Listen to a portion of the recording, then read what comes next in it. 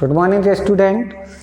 आज हम पढ़ने वाले हैं फाइनल अकाउंट। फाइनल अकाउंट क्या होता है ये समझ लो। पहले सबसे पहले पहली सीढ़ी जनरल एंट्री, इसके बाद लेजर, लेजर के बाद ट्रायल बैलेंस और लास्ट में आपका बनता है फाइनल अकाउंट। सबसे लास्ट में जनरल सीख लिया, लेजर सीख लिया, ट्रायल बैलेंस, फिर फाइनल अकाउंट। फाइनल अकाउंट क्या कि आपने जो इतने अकाउंट जो बनाए हैं, अब आप बिजनेसमैन हो तो आप ये पता करते हो कि मुझे लॉस हो रहा है या प्रॉफिट हो रहा है।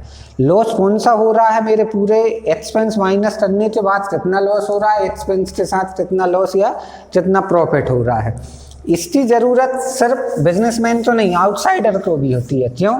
क्योंकि आप प्रॉफिट इसलिए बनाते हो फाइनल अकाउंट ताकि आप चेक करते हो कि मैं जो बिजनेस कर रहा हूँ वो प्रॉफिट में जा रहा है या लॉस में जा रहा है। दूसरा, आउटसाइडर इसलिए आपके प्रॉफिट से मतलब रखता है, यदि आपको प्रॉफिट हो जाए तो ही आपकी कंपनी में, आपके बिजनेस में आउटसाइडर इन्वेस्टमेंट करेगा, अदरवाइज वो इन्वेस्ट नहीं करेगा। फाइनल अकाउंट में बेसिकली तीन चीज़ बनती हैं। पहले ट्रेडिंग अकाउंट, सबसे फर्स्ट ट्रेडिंग अकाउंट मतलब ट्रेड से रिलेटेड है। ट्रेड बोले तो परचेस और सेल, परचेस और सेल से रिलेटेड है कि परचेस और सेल करने पे मुझे प्रॉफिट हो रहा है या लॉस हो रहा है। नेट प्रॉफिट के लिए हम बाद में बनाएंगे प्रॉफिट एंड लॉस अकाउंट, उसके बाद बनाएंगे बैलेंस शीट। तीनों को मिला के बोला जाता है फाइनल अकाउंट। तो पहले ट्रेड अकाउंट, इसका परफॉर्मेंस क्या है, ये डेबिट साइड है, ये क्रेडिट साइड है। यहाँ पे पर्टिकुलर अमाउंट, पर्टिकुलर और अमाउंट। सबसे पहले डेबिट साइड में टू ओपनिंग स्टॉक, आपके पास बिजनेस में माल कितना अवेलेबल है, प्रीवियस ईयर का क्या माल है, ओपनिंग स्टॉक में आ जाएगा। सेकेंड नंबर पे परचेस, इस करेंट ईयर में आपने कितना माल परचेस किया है, ये यहाँ पे लिखना है। उसके बाद कुछ माल आप किसी भी रीजन से रिटर्न करते हो तो इसको हम बोलते हैं यहाँ पे परचेस रिटर्न। जितना भी माल आपने रिटर्न किया है उसको यहाँ पे लिखना, जो बैलेंस आएगा बाहर जाएगा। ओपनिंग स्टॉक हो जाए, परचेस हो जाए, परचेस रिटर्न। नेक्स्ट आता है डायरेक्ट एक्सपेंस। अब डायरेक्ट एक्सपेंस किसे बोलते हैं, जो डायरेक्टली आपको परचेस या सेल से रिलेटेड होते हैं। तो इस तरफ तो पहले और समझ लेते हैं। सबसे पहले ऊपर बाय सेल्स, इसके नीचे सेल्स रिटर्न, आपने माल बेचा, कुछ माल आपका रिटर्न भी आता है तो सेल्स रिटर्न, जो भी रिमेनिंग है यहाँ पे। इसके बाद बाय क्लोजिंग स्टॉक, लास्ट में आपके पास कितना स्टॉक बचा है। अब डायरेक्ट एक्सपेंस, ऐसे एक्सपेंस जो डायरेक्टली आपके इससे परचेस से और सेल से रिलेटेड होंगे, जो डायरेक्टली आपके परचेस और सेल से रिलेटेड होंगे, जैसे फ्यूल, वेजेस, लाइट एक्सेट्रा, जो डायरेक्टली आपके इनसे होंगे। या भाड़ा भी आता है इसमें, गाड़ी भाड़ा या चार्टेज बोलते हैं जैसे, वो भी इसके अंदर आता है। लेबर भी आता है, जो आप मजदूरी देते हो वो भी बोल सकते हो यहाँ पे, ये होते हैं। अब इसके बाद क्या है, सबसे पहले ओपनिंग स्टॉक लिखा, फिर परचेस लिखा, purchase return, direct expense. Direct expense में fuel, wages, light, labour etcetera, जो परचेस और सेल करते टाइम जो एक्सपेंस होते हैं उन्हें हम बोलते हैं डायरेक्ट एक्सपेंसेस। इस side sales account, sales return accounts और बाय क्लोजिंग स्टॉक। अब यदि इधर का बैलेंस ज़्यादा है क्रेडिट साइड का, डेबिट साइड का बैलेंस कम है, तो आपको होगा टू ग्रॉस प्रॉफिट। इस साइड का बैलेंस, डेबिट साइड का बैलेंस ज़्यादा है, क्रेडिट साइड का बैलेंस कम है, तो क्या होगा to gross loss. Gross profit हमेशा डेबिट साइड आएगा, ग्रॉस लॉस हमेशा क्रेडिट साइड आएगा। ग्रॉस प्रॉफिट या ग्रॉस लॉस ही होता है ट्रेडिंग अकाउंट में। नेट प्रॉफिट और नेट लॉस, इसके लिए हमें इसके बाद एक अकाउंट और बनाना है, प्रॉफिट एंड लॉस अकाउंट। उसे हम बोलते हैं जिसमें हमारा नेट प्रॉफिट और नेट लॉस, इसमें डायरेक्ट एक्सपेंस हमने पूरे ट्रेडिंग अकाउंट में लिख लिए। ट्रेड करते टाइम, व्यापार करते टाइम जो भी एक्सपेंस हुए वो डायरेक्ट एक्सपेंस हुए और वो हमेशा ट्रेडिंग अकाउंट में लिखाएंगे। जहाँ पे परचेस और सेल रहेगा वहाँ पे डायरेक्ट एक्सपेंस रहेंगे, जहाँ पे परचेस और सेल्स नहीं रहेगा और एक्सपेंस होते हैं उन एक्सपेंस को हम बोलते हैं इनडायरेक्ट एक्सपेंसेस, जो हम बनाएंगे नेक्स्ट उसमें। अभी बनाते हैं profit and loss account. Final account का फर्स्ट पोर्शन था ट्रेडिंग अकाउंट, सेकेंड पोर्शन है प्रॉफिट एंड लॉस अकाउंट। इस अकाउंट को इसलिए बनाया जाता है, ट्रेडिंग अकाउंट से सिर्फ आप ग्रॉस प्रॉफिट या लॉस ही बता सकते हो, इससे आप शुद्ध प्रॉफिट, नेट प्रॉफिट और नेट लॉस का कैलकुलेशन करते हैं। सेम परफॉर्मा बनेगा इसका भी, पर्टिकुलर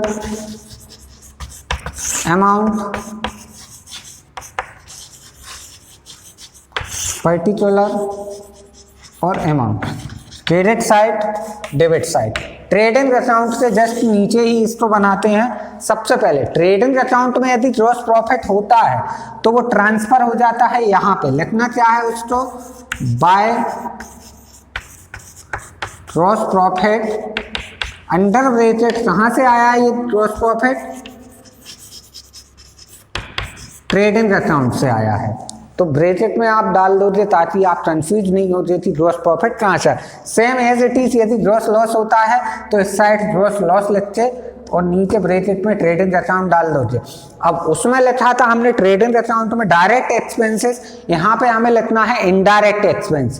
पहली चीज, जितने भी एक्सपेंस होते हैं वो सभी डेबिट होते हैं। All expense are debited while all income are credited. Expense debit में होंगे, चाहे ट्रेडिंग अकाउंट बना हो चाहे आप प्रॉफिट एंड लॉस अकाउंट बनाओ।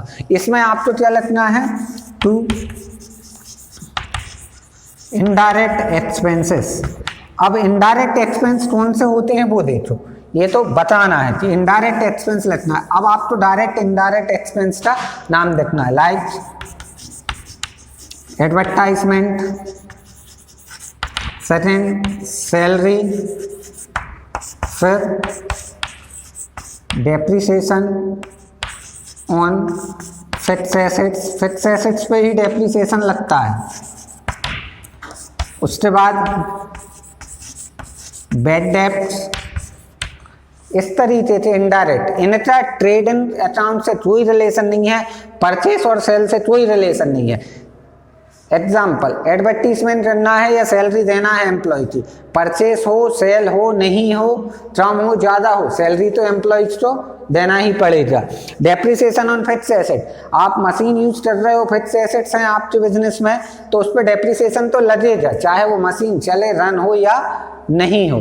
सेम बैड डेप्ट, आप उधार के डेटर्स आपके रहते ही बिजनेस में, डेटर्स क्रेडिटर्स के बिना चल नहीं सकता बिजनेस, थोड़ा बहुत पैसा डूबता है उसे हम बैड डेप्ट बोलते हैं। इस तरीके के इनडायरेक्ट एक्सपेंसेस। इस साइड क्या आता है, इसमें इनकम रिसीव्ड, जैसे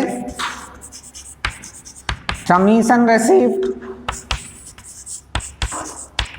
डिस्काउंट रिसीव्ड, जो भी रिसीप्ट के आइटम है, जो इनकम है आपकी वो क्रेडिट साइड आएगी, एक्सपेंस आपके डेबिट साइड आएंगे। इनकम जितनी भी होती है वो सब क्रेडिट होती है, एक्सपेंस जो भी होते हैं वो डेबिट होते हैं।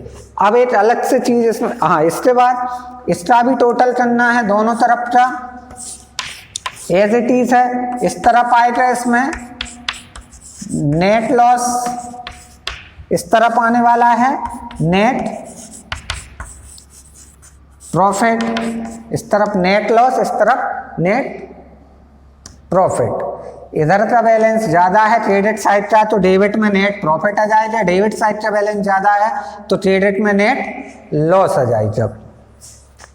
इसके बाद एक चीज और बताना है, यदि आपके क्वेश्चन में बेजेस एंड, इसको रब कर देता हूं फिर बताता हूं, एक एक्सपेंस है जो दोनों ज्यादा ट्रीट होता है, प्रॉफिट एंड लॉस अकाउंट में भी और ट्रेडिंग अकाउंट में भी।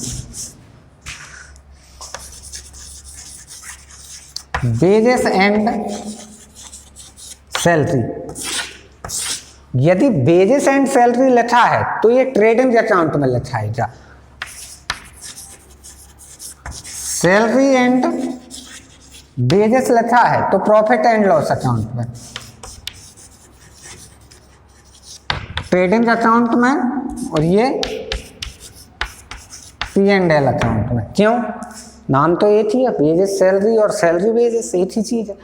वेजेस मतलब परचेज से रिलेटेड है, ऐसा लेबर, ऐसी मजदूरी जो आप सैलरी के रूप में रोज नहीं देते, महीने के तौर पे दे रहे हो, उसे आप क्या बोलोगे? Wages and salary.